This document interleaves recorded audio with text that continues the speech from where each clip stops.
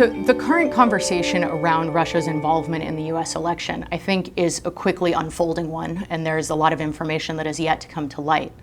But broadly speaking, it's not unusual for Russia in particular, and larger geopolitical powers in general, to try to influence the outcome of elections that are going to have ramifications for them on the world stage. The United States certainly continues to do this and has done this in the past.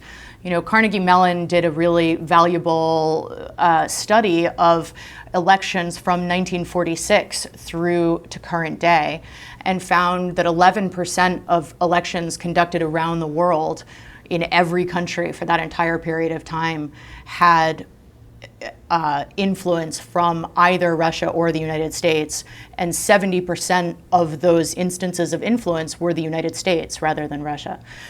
This is something that, you know, actually, when you think about it, seems almost irresponsible not to do to a certain extent. So if the United States has a perspective around which country is going to sponsor attacks here in American territory and which candidate in a given government will not, you know, clearly the United States is going to have a perspective there. We see this, a recent example of this in the context of the US would be leadership in post-conflict Iraq. Obviously, there has been a lot of interest from Iran and Shiite forces within the Middle East in influence now that the government in Baghdad is more up for grabs post-Saddam era. And the United States has a perspective around how much Shiite influence Washington would like to see in Baghdad. That's one example. Every election in every major strategic territory around the world, the United States, Russia, and most other world powers have a perspective around which candidate they would like to see win and which they wouldn't. Now, the extent to which a government is willing to push that perspective on the electorate of that country is a matter of law. And there are lines that when a foreign power steps over them, they're in breach of international law. There are certainly instances of every major world power, including our own, having overstepped those lines in the last century, less so in recent years. The United States has moved away from that habit over the last few decades. Russia has returned to it with great gusto, particularly in the form of information warfare, what we've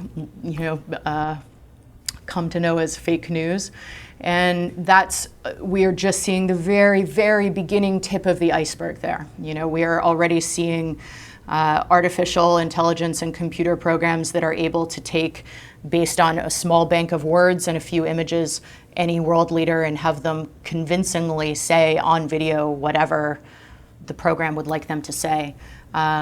These bots are just in their infancy, and the notion of to see is to believe, and video clips being compelling evidence of truth is something that is unfortunately of a bygone era. And Russia is extremely advanced in that technology. So this is early days, and I think rather than expect any world power, and Russia in particular, to back off on these kinds of attempts, we need to expect our own leaders to have the integrity to do what's right even when no one's watching.